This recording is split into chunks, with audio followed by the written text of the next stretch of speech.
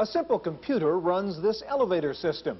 It knows to park the elevators on the ground floor in the morning and on the top floor in the evening based on the pattern of usage. But what if everyone here were to suddenly go on the night shift? Well, the elevators would still park themselves the same way because the computer would require artificial intelligence to automatically adjust to the changing conditions. What exactly is artificial intelligence, and does it even exist? We'll get the answers to these questions as we take a look at artificial intelligence on this edition of the Computer Chronicles.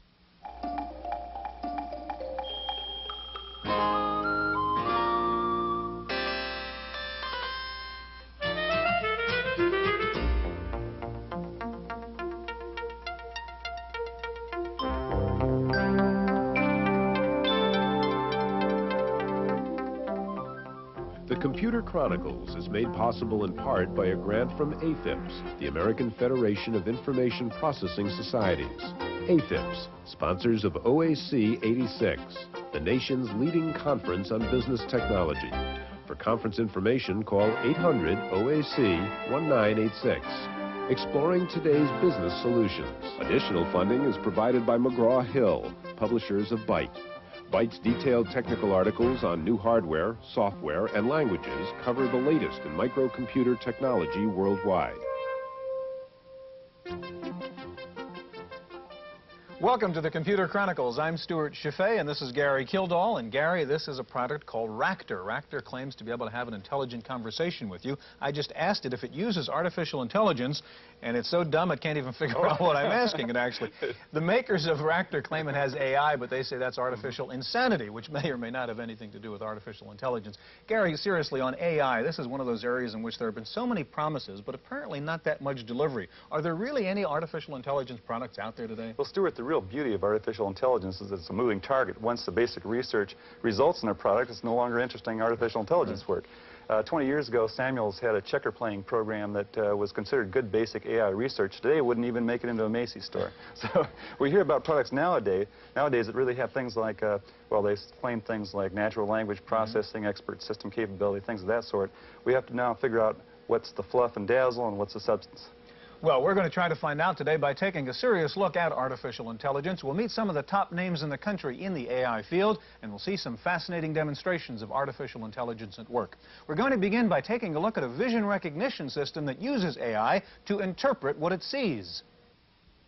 Human beings are equipped with stereoscopic vision, a distinctive feature that allows us to judge distance and the relative placement of objects. In addition, humans know how to identify the features of a landscape by color, shape, or placement. But how can a computer be programmed to do the same with the same limited information? In Palo Alto, California, a machine vision project is underway to automatically produce digital terrain models by scanning stereoscopic photographs of the Earth's surface. Working from illumination densities and reflectance values, the terrain modeling system, with some human assistance, can calculate an image from any point of view. It can then synthesize a flight path through the terrain based on any chosen route. While the process of creating topographic maps is simple geometry for a human being, scanning a photograph, no matter how detailed, is full of ambiguities. Tall objects obscure smaller ones. Repetitive patterns can be confusing, and forms can be misinterpreted. To overcome these ambiguities, the SRI project is experimenting with artificial intelligence. The goal is to develop a program that can look at the global constraints of an image, the parts in context with the whole. Like much of today's government-funded AI research, this program is slanted toward military applications. But its future potential will help us recreate more exotic views, from the inside of a human body to the outside of the moon.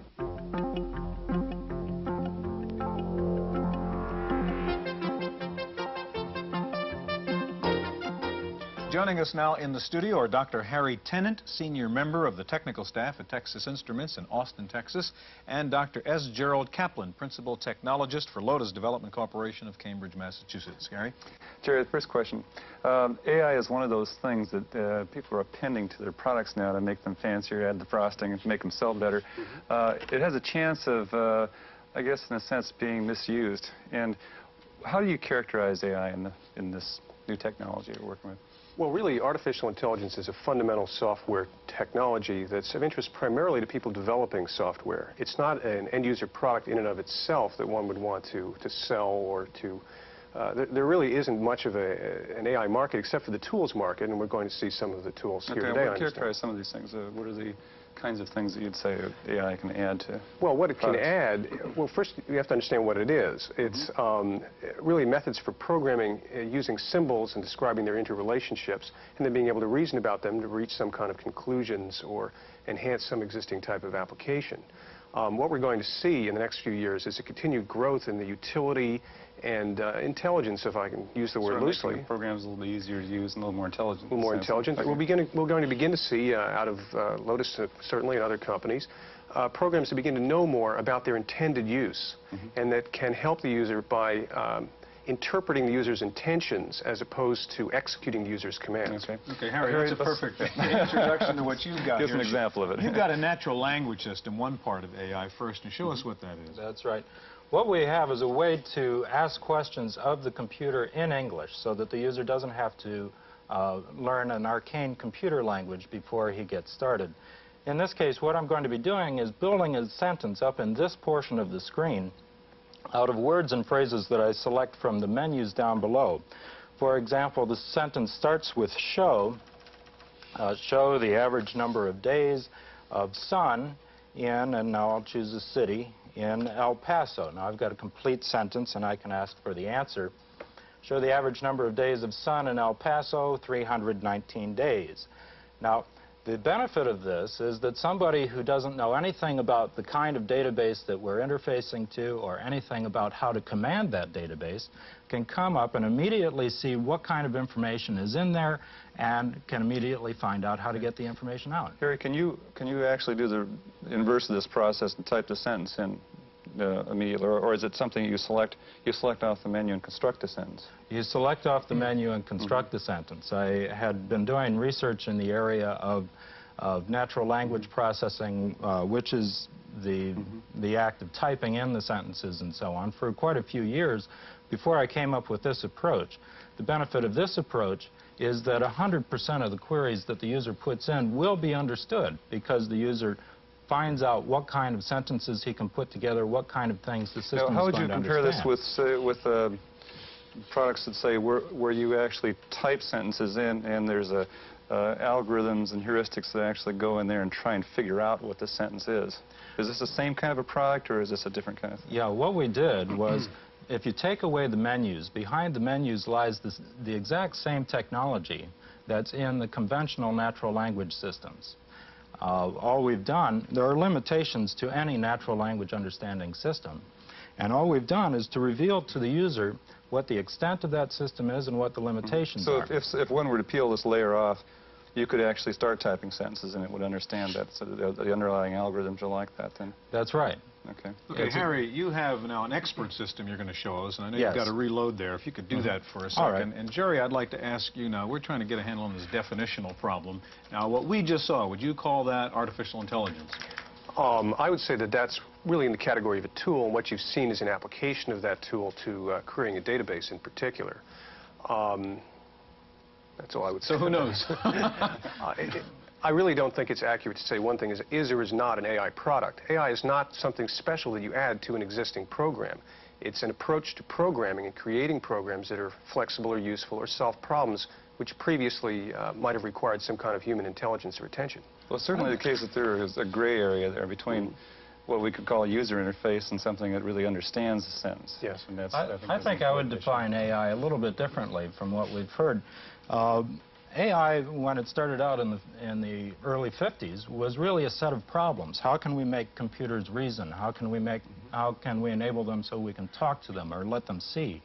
Or other problems like that that we recognize in humans that we do, and we associate that with intelligence. How can we take that same capability and put it into our artifacts, into our computers? Well, it's this range of problems that make up what is AI. We've developed a whole collection of technologies to address those problems.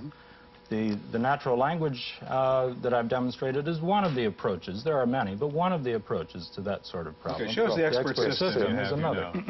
Now, what we have here is a technique for decision-making and making of judgments, in this particular case, for diagnosing problems with your car.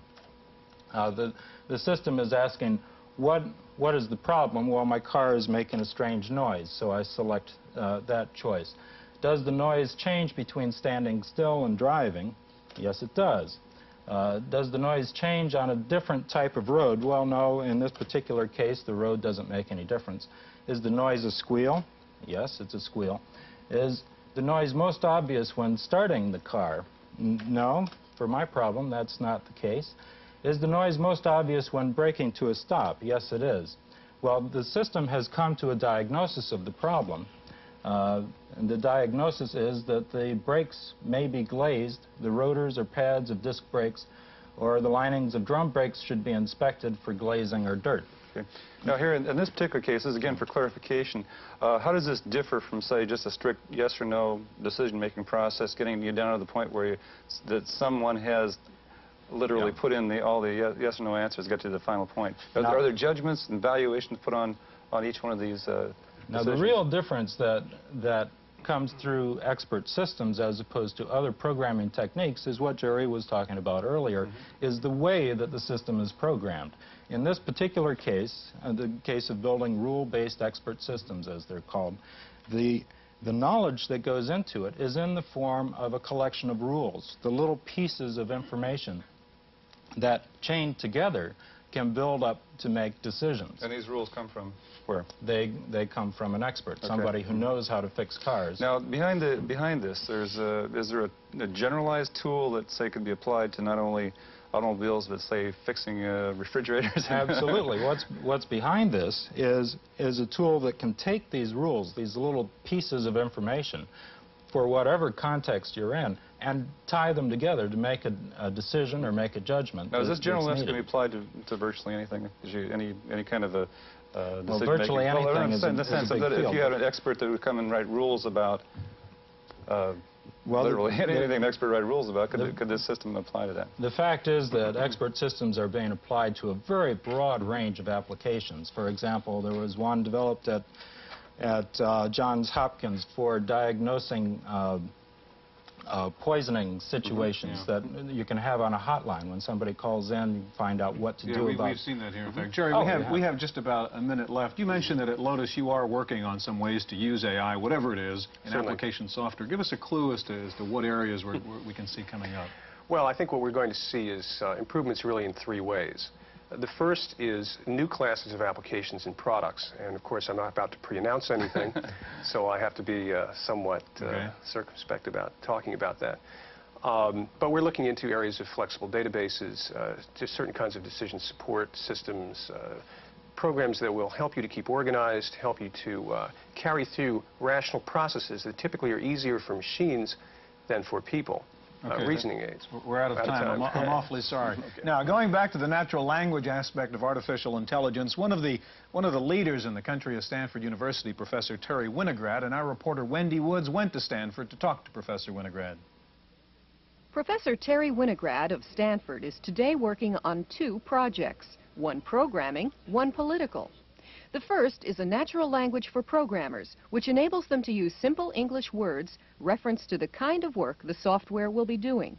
The whole quest has been to move away from having people give very specific details of what the machine should do to putting things more in the terms that make sense to them in their world. If I'm doing payroll program, I want to think about people and payrolls and money. I don't want to think about disk files and records and who knows what's in the computer. His second project concerns funding for AI research.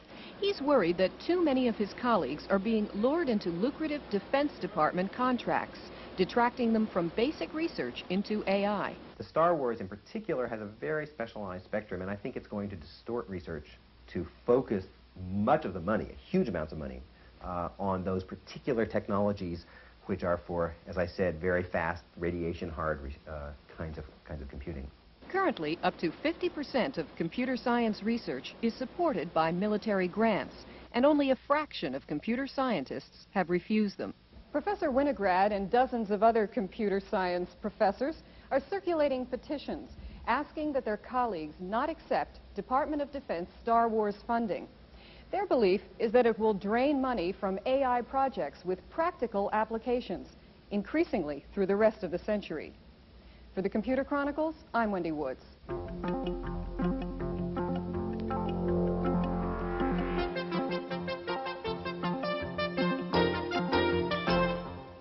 Joining us now in the studio are Gary Hendrix, Vice President of Advanced Technology at Symantec, and next to Gary is Dr. Hubert Dreyfus, a professor at UC Berkeley, the author of What Computers Can't Do, The Limits of AI, and a new book entitled Mind Over Machine. Hubert, I'd like to start with you and say, let's just say, what are the kind of fallouts you're going to see from AI in terms of useful products for people? Well, it's not really my field. I'm a philosopher. I'm more interested in the limits of AI. We'll start at the bottom end. Okay.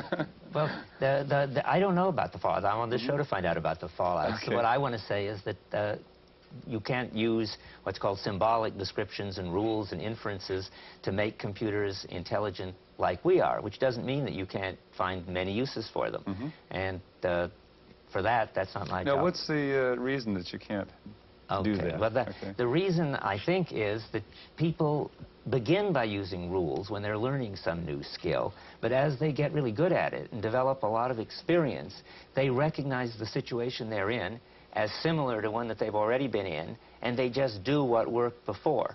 And therefore, they don't need to analyze the situation. In fact, analysis is really for beginners.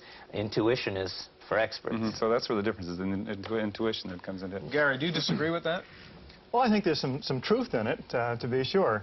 But we have to start with the premise of what's the enterprise that we're at. Now, one enterprise is the scientific one of trying to push AI to the limits to find out just exactly what a machine is, in fact, capable of doing. Another is to take the body of techniques that have been developed so far and try to put those into useful products. And here we're paired up a philosopher and a very pragmatic person. My own view is that we haven't nearly reached the limits of what we can do, and what we need to do is take those things that we have discovered, put them into machines, and make practical tools for people. Gary, there's been a lot of activity around Q&A. Can you show us that product? Oh, I'd be really pleased to. What we have here is the top screen of the Intelligent Assistant, unlike the I might have slipped through, by the way. This is called Q&A. Q&A, that's right. We're taking a look at. Go ahead. Okay. The system that you saw from Texas Instruments a minute ago had you make selections from a menu of choices. That gave a great deal of control over what could be said.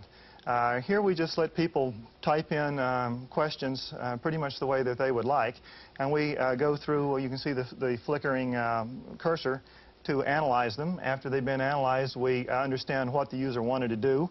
We then automatically write a program to produce this result by looking at the database and formatting the data.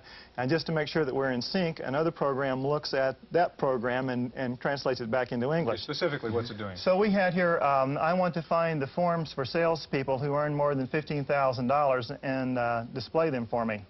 And it translates this into select and view the forms on which the department is sales and the salary is greater than $15,000. And after I see that these two are in fact in agreement, I press the button and away we go to the database to pull up the first form which displays information. Now we can step through these one at a time or zoom in on a whole set of them.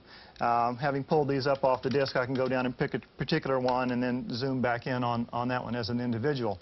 Now, the interesting thing about natural language is the ability to ask follow-up questions, particularly using pronouns. So the next question that I'm going to ask here is, now I want to see a report that shows the address and salaries of these people. The these people refers back to those sales folks who are earning more than $15,000. Let's stop for just a second now. Do you feel like an untrained individual can come here and just type any sentence? Well, you certainly can't ask what's interesting on TV tonight and expect it to work. Let's say it's around the database. I mean, is there going to be a dialogue going back and forth about, well, I don't understand this, and please tell me about this, or because obviously if you type the right kinds of sentences, they can be parsed properly. So what is your feeling? What's your experience so far with that? We're certainly not able to parse 100% of the sentences that are typed. But if your purpose is not to break the system or to push the limits of AI, but rather to get a job done, and you sort of cooperate with the system, then the probability is very high. Is it a training process that goes both ways in a sense? It is. You've got some examples, you teach the system, and the system teaches you. And we'll see that in just a moment. Maybe we could finish this one just quickly. We asked that these be sorted by state, and we also wanted to see the totals and averages. It translates that into the internal query. We go off to the database and pull the information up. And now into the state of California, we get the employees there with their addresses, their salaries, the total for salary, the average for salary, and then moving over spreadsheet fashion, we get the same thing for the field that was calculated on the fly of salary plus bonus. And then also spreadsheet style, you can walk down through the whole report and finally get the grand totals and the grand averages. Okay, show us the teaching part here, Gary. All right, if we take another sentence, that doesn't have a word in it that's known, that has a word in it that's not known, it'll stop. In fact, I've asked if an employee has a salary between the average Harvard man's and John's, do something, and it doesn't know the word man. At this point, I have a number of options. One of them is to teach the word, so I'll select teach. I'll select to teach it as a synonym, and now I'll say that man is a synonym for male, at least in this database. And having done that, we restart the parse process, and this new definition has been placed in the lexicon, so it'll be there next time we want to ask a question using the word man. The question itself is rather interesting. If an employee has a salary between the average Harvard man's and John's, let me see his evaluation and review comments, because in an ordinary database management system, you'd have to ask 3 questions to do this. First, you'd have to find the salary of the average Harvard man, then you'd have to find John's salary, and finally, do yet a third pass after writing down these intermediate numbers. This does it all for you. It also has a problem with John here. Apparently. Yes, it does, because there are 2 Johns in the database. It tells us about that. Now we can press a button, and it pulls up a little display. If we know which John it is by name, we can just select it off. If we don't know, we can zoom in on the forms for this. This one makes 32,000.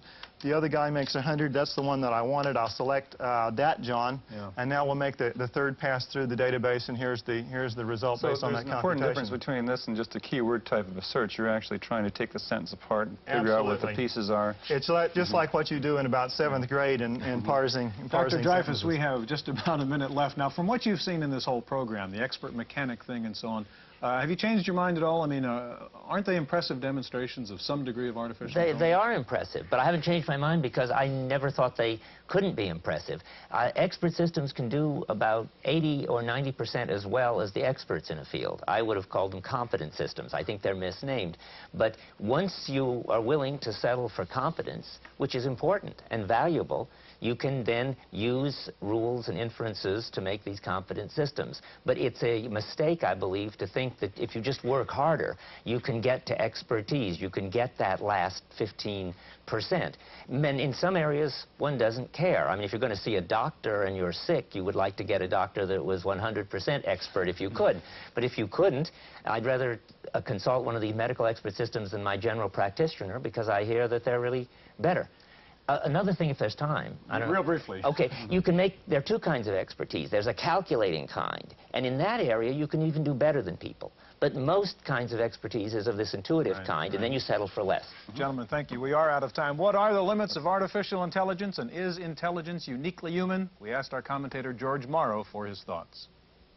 Artificial intelligence. Such an overly ambitious name for any discipline.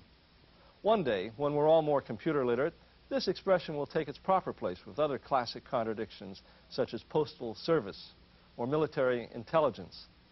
How could such names such as expert systems or artificial intelligence ever have been coined in the first place? Well, my theory is that in the late 50s, when university-based computer research was largely funded by the military, these names were invented to impress the granting agencies. As often as not, this type of research had little, if any, connection with reality, and the more ambitious the sound of the project, the better chance it had to be funded. Now, much of today's AI-type software is quite novel and very useful, but none of these products will be able to live up to the image that the term artificial intelligence invokes. Why not, as Dr. Dreyfus suggests, call an expert system a competent system?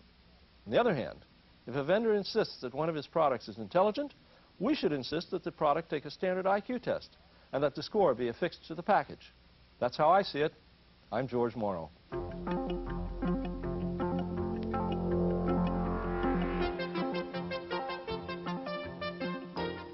In the Random Access File this week, it's a new year, and projections are already being made as to what kind of a year it will be for computers. Some industry watchers are saying 1986 may be the year that speech recognition finally comes into its own. There are 3 major speech products which could come out this year. First is Ray Kurzweil's Voice Writer, a word processor that you can dictate to. It has a 10,000-word vocabulary. Kurzweil says it just about works in real time. Speech Systems of Tarzana, California is expected to introduce a similar product this year. It will have a 5,000-word vocabulary. IBM has a speech recognition project called Tangora. No word, of course, on when that may become a product. Major research projects are underway at MIT and Carnegie Mellon to develop talk writers, and the Japanese are also investing heavily in speech recognition technology, with NEC, Matsushita, and Toshiba working on new talk writer products. One major event of the new year will probably be the long-awaited introduction of the IBM Lap Portable called the Clamshell. Inside word is that there may be 2 versions of the laptop, one with a 3.5-inch drive and one with no disk drive. The IBM Portable with the microfloppy drive will reportedly come with a utility called Xcopy that will let you copy any software from a 5.25-inch disk drive. The significance of IBM moving ahead with a 3.5-inch drive is that it seems likely new IBM desktops will also convert to the smaller drives, thus setting the stage for the disappearance of the old 5.25-inch format as the standard. The other major bit of news due out of IBM this new year is probably a new graphics version of its TopView user interface, though some reports say the new TopView 1.2 won't be out until 1987. Paul Schindler's here now with this week's software review. It was for moments like these that someone invented the automatic telephone dialer. What a pain to look things up. The same thing goes for computer communications. There are, of course, lots of modems that can dial the phone and lots of software capable of running them. Now there's a breakthrough product called PFS Access. You'll recognize the opening screen and function key assignments. Although software publishing buys its software from outsiders, it imposes a standard user interface on them. The problem with every other communications package is setting up logon procedures. Here, no sweat. Turn on the recording feature, log on as you normally would, and it takes everything down for you. You don't even have to remember to ask PFS Access to save your session. It automatically saves every session. For regular communications users like me, this is great stuff. Now, PFS Access isn't perfect. It lacks some flexibility in uploading files. And darn software publishing, it's copy protected. And that makes it a real pain to use.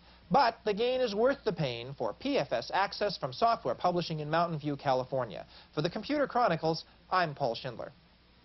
Well, we've heard about it for years, but the National Computerized Yellow Pages is finally a reality. It's actually called American Business Lists, and you can access it for $15 a month plus $1 a minute connect time. The company says it's the equivalent of having a national Yellow Pages directory with 6 million pages. That's it for this week's Chronicles. We'll see you next time. The Computer Chronicles is made possible in part by a grant from AFIPS, the American Federation of Information Processing Societies. AFIPS, sponsors of OAC 86, the nation's leading conference on business technology. For conference information, call 800-OAC-1986. Exploring today's business solutions. Additional funding is provided by McGraw-Hill, publishers of Byte. Byte's detailed technical articles on new hardware, software, and languages cover the latest in microcomputer technology worldwide. Byte, the international standard.